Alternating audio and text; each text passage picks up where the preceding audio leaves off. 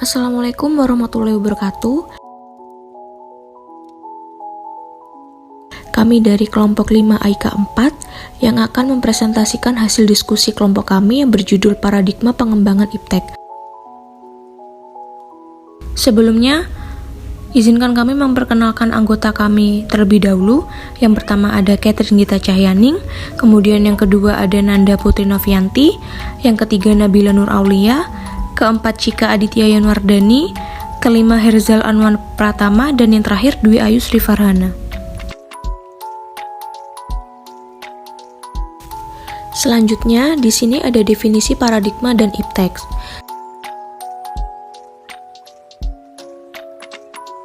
Secara garis besar, berdasarkan tinjauan ideologi, terdapat 3 jenis paradigma pengembangan iptek, yaitu yang pertama ada paradigma sekuler, kemudian yang kedua sosialis, dan yang ketiga Islam. Paradigma sekuler ini memandang agama dan iptek tidak bisa mencampuri dan mengintervensi yang lainnya. Paradigma sosialis yaitu paradigma dari ideologi sosialisme yang menafikan eksistensi agama sama sekali. Agama itu tidak ada hubungan dan kaitan apapun dengan iptek. Iptek bisa berjalan secara independen dan lepas secara total dari agama. Paradigma ini mirip dengan paradigma sekuler di atas, tetapi paradigma ini lebih ekstrim. Kemudian paradigma Islam memandang bahwa agama adalah dasar dan pengatur kehidupan. Akidah Islam menjadi basis dari segala ilmu pengetahuan.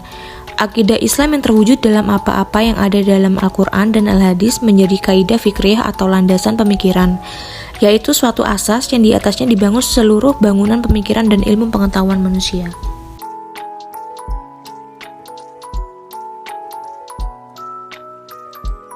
B. Potensi manusia dalam pengembangan iptek.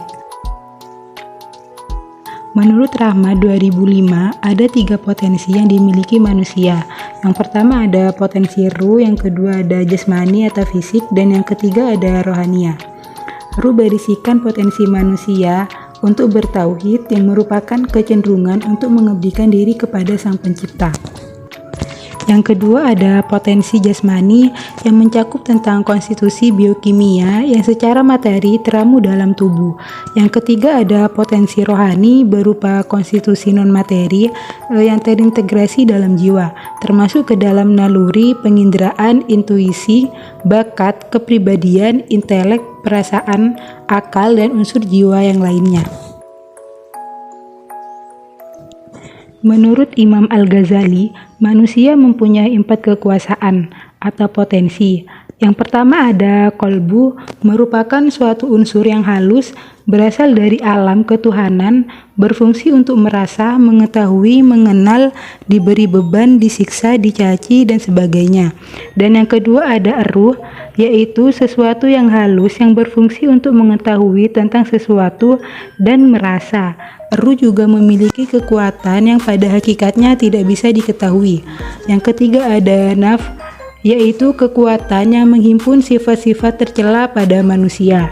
Yang terakhir ada aklu, yaitu pengetahuan tentang hakikat segala keadaan. Maka akal ibarat sifat-sifat ilmu yang tempatnya di hati.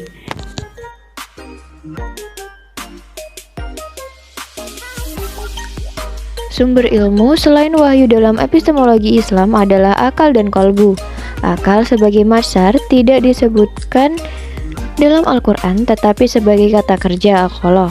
Dengan segala akar katanya terdapat dalam Al-Quran sebanyak 49 kali. Semuanya menunjukkan unsur pemikiran pada manusia, yang dikutip dalam Wan Daud tahun 1997. Bentuk aqalu disebutkan 1 kali.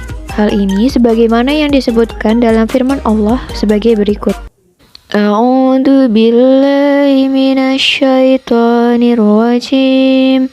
Bismillahirrahmanirrahim. Afattatma'una ayyuminu lakum wa qad kana fariqum minhum yasma'una kalamallahi thumma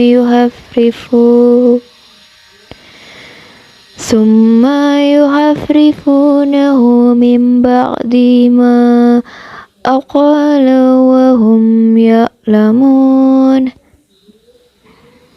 yang artinya, maka apakah kamu muslimin sangat mengharapkan mereka akan percaya kepadamu, sedangkan segolongan dari mereka mendengar firman Allah, lalu mereka mengubahnya setelah memahaminya, padahal mereka mengetahuinya.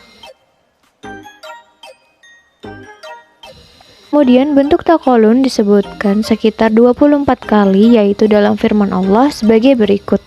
Bismillahirrahmanirrahim.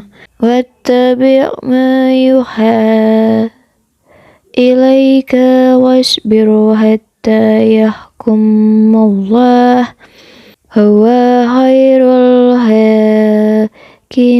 Wattabi' ma yuha ilaika wasbiru hatta yahkumullah wa khairul hakimin, yang artinya, dan ikutilah apa yang diwahyukan kepadamu dan bersabarlah hingga Allah memberi keputusan. Dialah hakim yang terbaik. Kemudian bentuk nakilu disebutkan 2 kali, yaitu dalam firman Allah sebagai berikut. Bismillahirrahmanirrahim.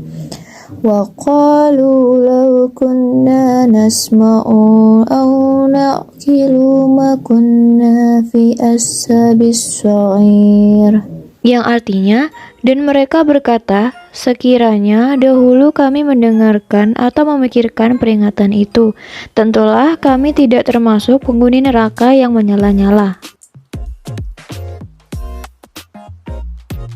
Rambu pengembangan iptek dalam Al-Quran dan Hadis.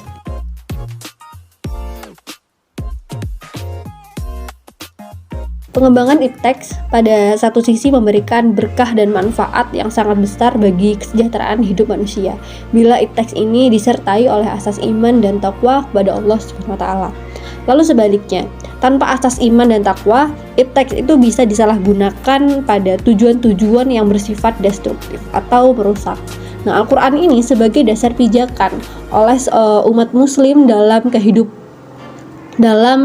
memberikan kejelasan bahwa Allah telah menciptakan manusia dengan potensi akal untuk memahami elemen-elemen yang ada di muka bumi. Allah sendiri berfirman dalam surat Ar-Ra'd, yaitu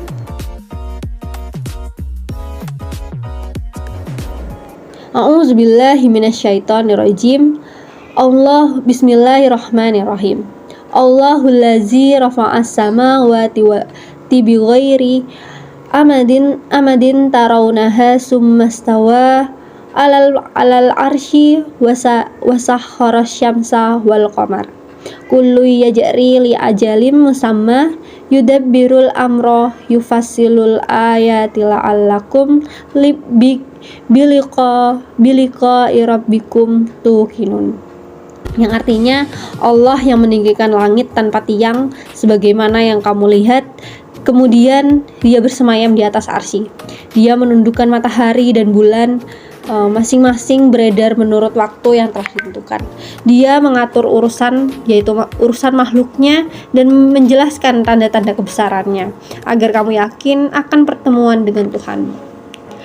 Berdasarkan ayat di atas, menjelaskan bahwa melalui kemampuan akal, ilmu, dan teknologi, manusia itu dapat meniru segala kekuatan yang beraneka ragam. Manusia dengan kapal udara dan jet yang dapat terbang di udara selayaknya burung. Manusia dapat menembus bumi dengan teknologinya, serta menggali segala mineral dan minyak yang terpendam dalam bumi. Oleh karena itu, Islam memberikan rambu-rambu kepada manusia dalam mengembangkan iptek, sehingga searah dan sejalan dengan kehendak Allah Subhanahu wa taala. Rambu-rambu tersebut diantaranya diuraikan dengan beberapa hal. Yang pertama, ada akidah Islam sebagai dasar iptek, yaitu menjadikan akidah Islam dijadikan landasan iptek. Dasar berarti bukan berarti konsep-konsep iptek ini harus bersumber dari Al-Quran dan Al-Hadis, tetapi konsep iptek itu harus distandarisasi benar salahnya dengan tolak ukur Al-Quran dan Al-Hadis, dan tidak boleh bertentangan dengan keduanya. Al-Quran dan hadis ini dijadikan sebagai tolak ukur benar atau salahnya ilmu pengetahuan dan konsep teknologi itu dan konsep iptek tersebut. Tidak boleh lepas dan keluar dari inti kandungan Al-Quran dan Al-Hadis. Dengan demikian, yang dimaksud menjadikan akidah Islam, menjadikan syariah Islam sebagai standar pemanfaatan ipteks. Ketentuan halal haram atau hukum syariah Islam itu wajib dijadikan tolak ukur dalam pemanfaatan ipteks, bagaimanapun juga bentuknya. Nah, ipteks ini yang boleh dimanfaatkan adalah yang telah dihalalkan oleh syariah Islam. Sedangkan ipteks yang tidak boleh dimanfaatkan adalah yang telah diharamkan oleh syariah Islam. B. Pengembangan ipteks semata-mata untuk mencari keridhaan Allah.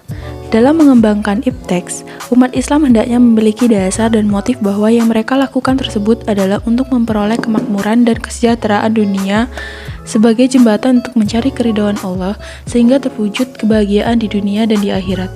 Allah berfirman dalam Quran surat Al-Bayyinah ayat 5. Wa ma umiru liya'budullaha mukhlisina lahuddina hunafa'a wa yuqimunas sholata wa yu'tunaz zakata wa dzalika dinul qayyimah.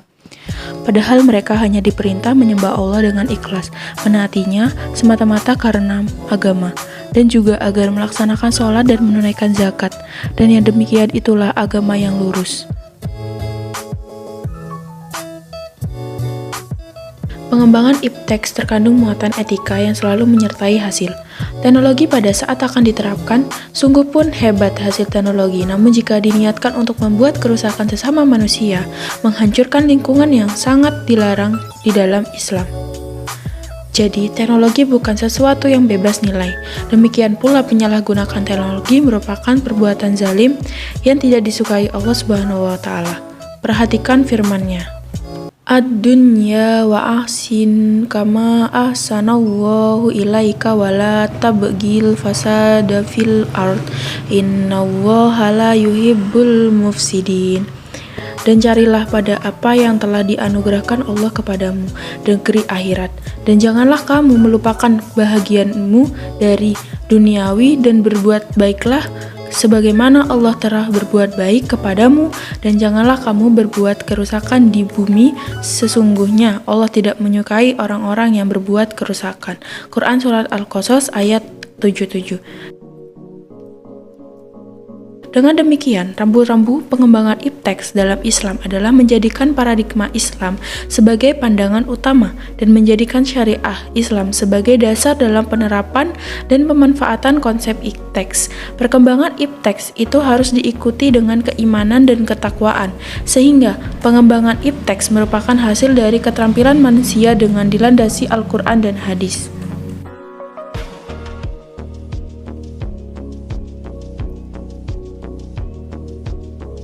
Kesimpulannya adalah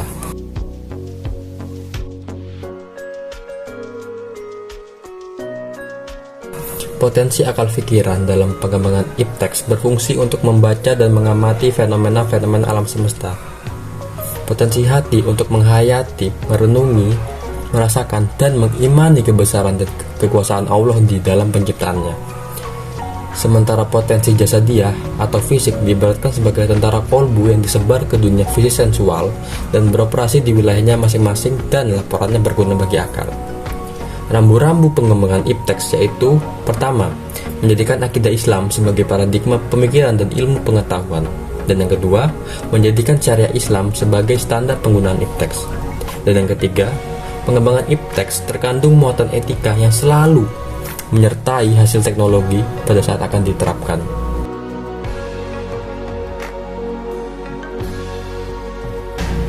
Sekian dari kelompok kami. Mungkin teman-teman ada yang ingin bertanya, dipersilahkan menulis pertanyaannya di kolom komentar.